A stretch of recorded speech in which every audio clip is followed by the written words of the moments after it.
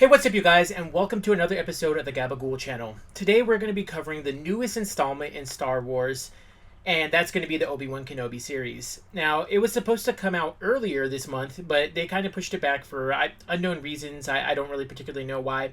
However, the compromise was that instead of giving us one episode to start off with, they're going to give us two, and then after that, it'll be weekly installments. Kind of how Disney does the Marvel shows, the other Star Wars shows, things like that. I do want to say that I think this show in particular will actually do really well from the whole weekly release. I think shows like WandaVision, that was really great because of the TV meta kind of thing that was going on. It brought it back to kind of the old days of TV where you literally had to, wait each week for the episode of what you want to come out. So I do think that this is going to be awesome because there's enough content and just epic stuff that they're giving us that each week we're going to see something incredibly awesome and incredibly new.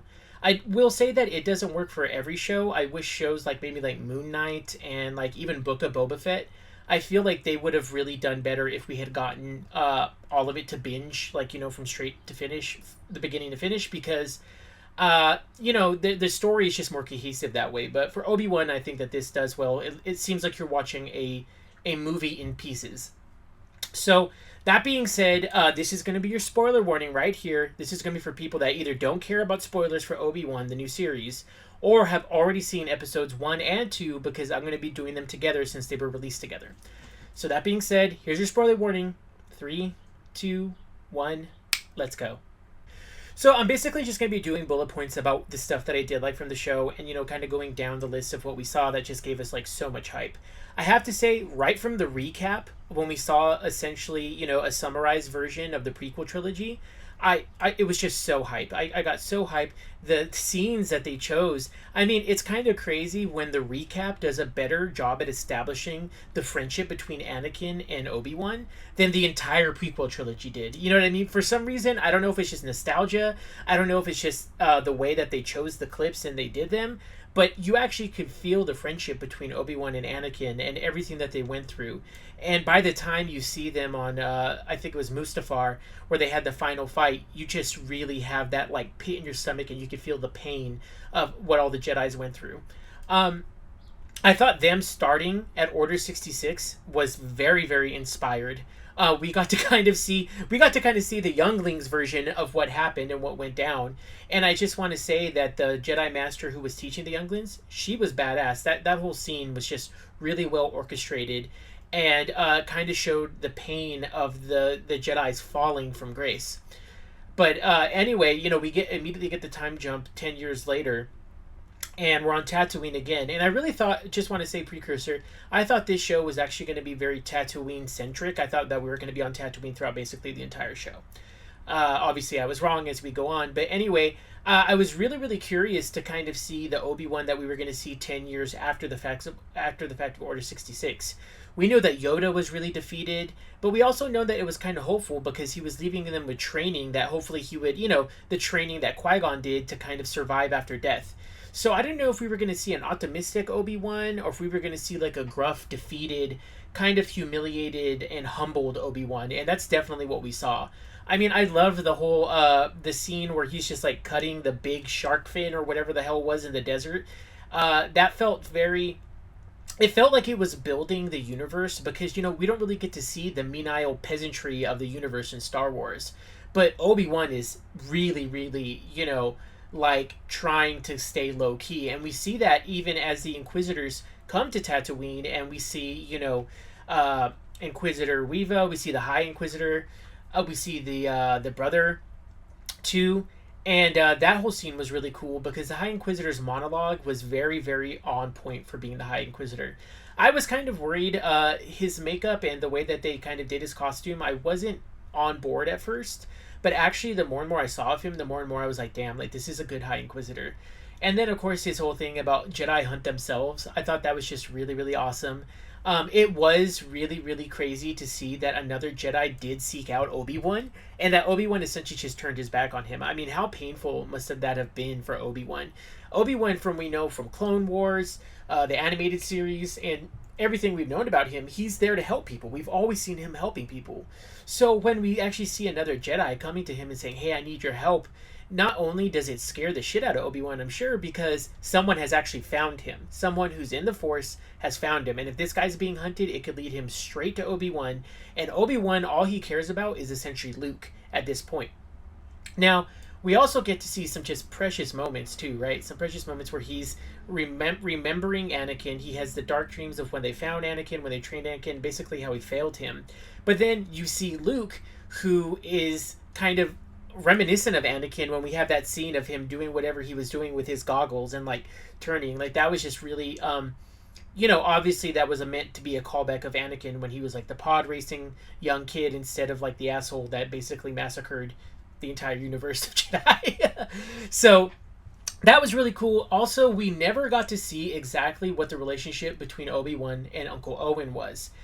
We see that when Obi-Wan actually gets the parts from the Jawa. Just want to say that the whole banter that Obi-Wan and the Jawa had was hilarious. I thought it was so cute how the Jawa was like, "Hey, look at my wares! Like I got all this stuff in," and it was just stuff that he basically jacked from Obi-Wan. Like that's hilarious. You know what I mean? Like the comedy was really on point here. When the comedy was, it was not overblown by any means. So I really thought that was cool. Obviously he has this very much care for Luke, and we think that that's what's going to be centered around is Luke and his story. And we see Uncle Owen basically telling Obi-Wan to fuck off because he doesn't trust the Jedi.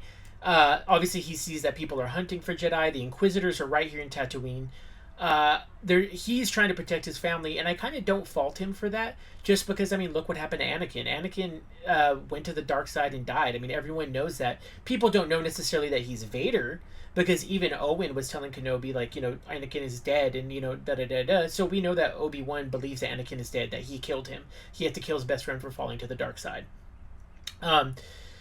So Uncle Owen kind of sending Obi-Wan away, that was very interesting, because I always thought that they might have had a friendly relationship, but it kind of makes sense that if there's all these Inquisitors, especially the High Inquisitor here, you know that Vader himself, who made the Inquisitors, who oversees the Inquisitors, are on the hunt for these people. And, it's really interesting because we see Reva get chastised time and time and time again. High Inquisitor, or not High Inquisitor, Inquisitor Reva. She gets chastised again and again because she just has a fucking bone to pick with Obi-Wan. We don't know what it is, but she is gunning for him. Hardcore. So, we see this, kind of going on, and then all of a sudden the bomb just drops, and we see images of Leia as being the princess of Alderaan.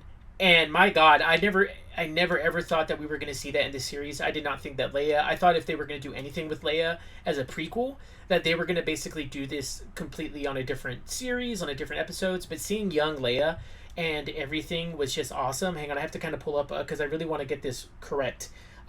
Vivian Lyra Blair, the little girl that plays Leia, my God, she does so well in this. I just want to say, because seeing Jimmy Schmidt come back as Senator Organa and everything like that, seeing Alderaan for the first time, this was just so awesome.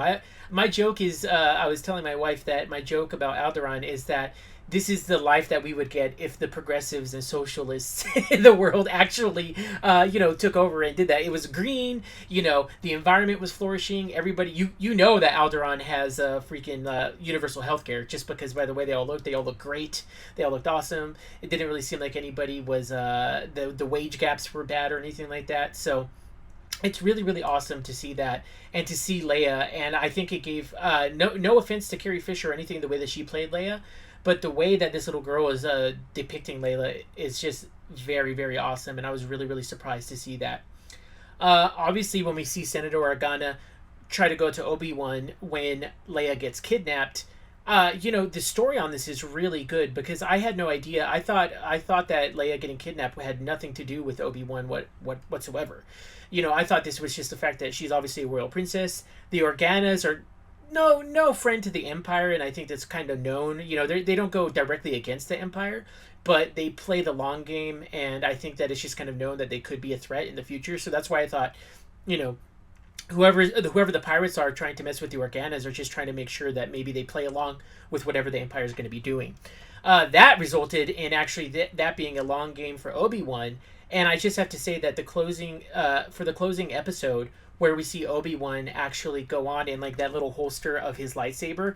And my favorite scene actually from episode 1, and it just hit me right in the feels, was when he dug up his lightsaber and it was right there, and it was his and Anakin's lightsaber side by side.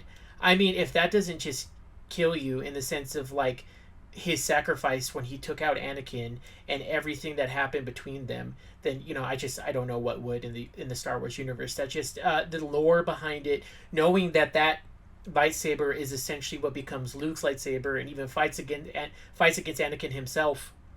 Man, it was just the lore there was just so strong, and I loved it. And I think, Obi-Wan kind of rising up and being qualified into becoming a Jedi again is really awesome. I love that he was like, all right, well, here we go. Because, when Senator Organa says, do it for her, one last fight, I know a lot of people think that he's talking about Leia. I actually think that he's talking about Amidala, Queen Amidala. I think that he's like saying, hey, do it for Amidala. This is, that the women are as important as the men, so it can't just be all about Luke. Leia is just as much as a savior as Luke can be as well. And in some ways, Leia was, in the grand scope of things, Leia was just as much as a savior, because she was the one that was leading the rebels essentially after A New Hope. So that was really, really interesting, and I really, really loved those bullet points from episode 1.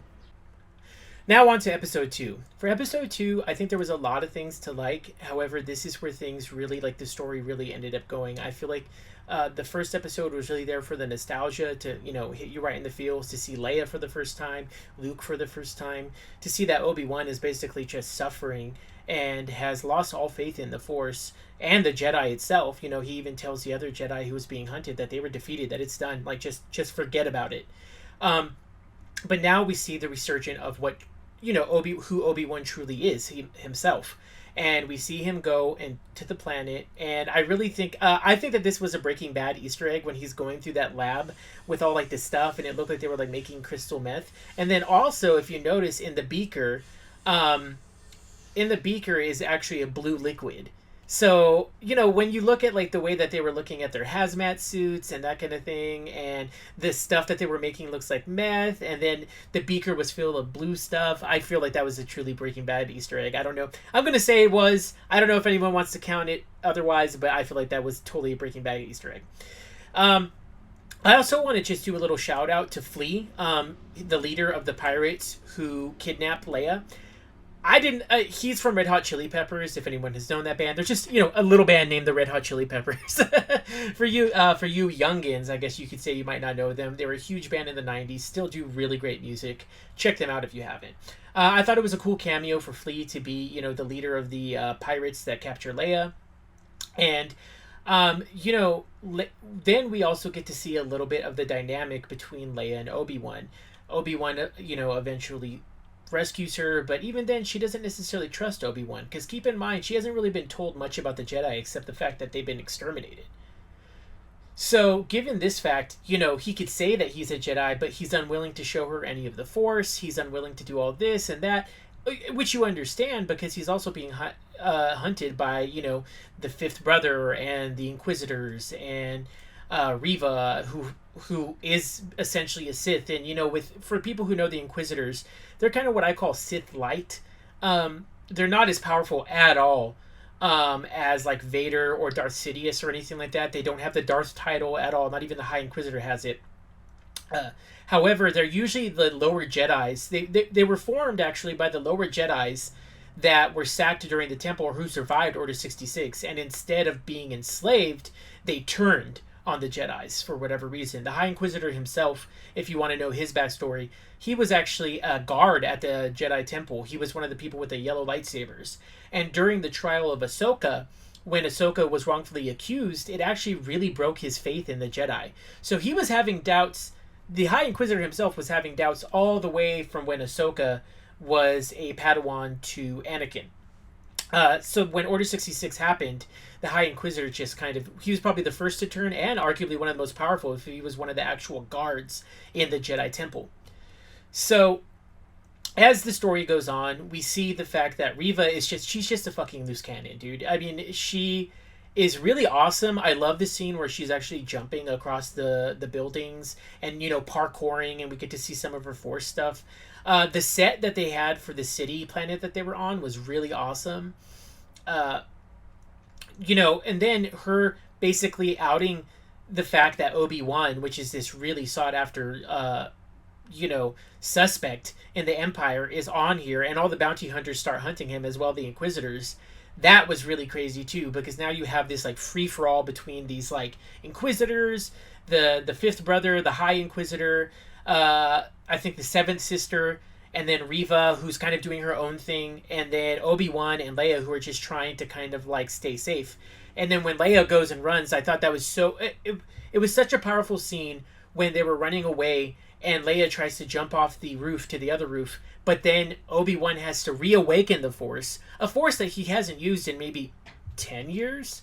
I mean, who knows when he's last used it, but the first time that it was reawoken was to save Leia Organa. Like, damn, like if that doesn't hit you right there in the lore spot of the love for Star Wars, then you're like, yeah, I don't know what to tell you. But I thought that was really, really awesome. Not to mention the fact that you get to see the moment where Obi-Wan realizes that Anakin is still alive. Riva, we don't know what Riva's whole like mission is. It seems almost like she was handpicked for Vader to go and find Obi-Wan, because she is just pressing on Obi-Wan more and more and more. We know that she talks about what she's owed, but what she's owed must not be that great, considering that even the fifth brother and the High Inquisitor himself are kind of like, your shit doesn't matter. You know what I mean? We're just here to hunt Jedi, and if we find Obi-Wan, cool, but we're not going to go to any great lengths to try and find him. We've been looking for 10 years. So the fact that she actually taunts Obi-Wan with Anakin still being alive is not only really smart, it's hella vicious. And he's looking, Obi-Wan is looking into the eyes of Anakin's daughter as this is going on. So it's kind of like, oh my god, your father's still alive, my friend's still alive, he's evil as hell, he's Vader. So then you realize who Vader really is, which is even it's a wound in a wound for Obi-Wan. And then get to see the final scene of Anakin in the bacta tank. That is just, it gave me the chills, man. Like, I don't want to gush too much about this because I'm trying to do it objectively, but I just felt like that scene, all these scenes, the way that they handled it, the way that it was edited, everything was so strong. And now I'll get to the point of things that I disliked. It was very, very minimal, and I feel like this could be overlooked very easy. The fifth brother is actually played by one of my, his name is Sung Kang. He was actually who played Han in the Fast and Furious Tokyo Drift, if anyone knows that. I love Han. I fucking loved Han in the Tokyo Drift. I don't really like Fast and Furious, but I will watch Tokyo Drift specifically for Han. I felt like his scene, he's the fifth brother, the one that guy's like kind of green. His scene with Riva, it just felt a little off. It felt like that the acting at times by the Inquisitors themselves were actually a little. It could be a little bit better. I'm not 100% sold. And Riva killing the High Inquisitor. I mean, that's what it looked like. For anyone that knows about, Star Wars Rebels or has watched it, you know that the Inquisitor doesn't die at that scene. So her essentially killing the High Inquisitor, I don't know what the hell that means. I feel like I'm afraid that they might go too far into it and spend too much time talking about a story about her killing the High Inquisitor when it doesn't matter. But for all we know, they might just slap some freaking android shit on him and then he's good as God, whatever. But I do wonder how Riva's going to get out of killing the High Inquisitor. You know what I mean? Like, she's going to have to face some kind of repercussions. That being said, I think it was awesome. I think the lore is going to be on point. I really wonder what we're going to see between Leia and Obi-Wan, how much it's going to grow. It makes so much sense now that she would ask for Obi-Wan at the beginning of A New Hope, that she would go straight for Obi-Wan. It would make sense that her and Han would name their first son Ben, because now we're seeing the relationship between Leia and Obi-Wan, which, quite honestly, we always see Luke looking at Obi-Wan when he dies. during A New Hope. But can you imagine what Leia must have been feeling, especially since they had this kind of backstory? The best kind of media, what it does is it gives you great things and great story, but then it also enhances the other movies. So this already in 2 episodes, unless they really shit the bed, this has been awesome in terms of what it enhanced for the prequels and what's going to be enhancing for the ones after it. I feel like this is really enriching the story of Star Wars, and just really fleshing out Obi-Wan's true story, and Ewan McGregor has just been awesome. Anyway, that's the first 2 episodes, so I'll catch you guys on the next one. Until then, Valor Magulis.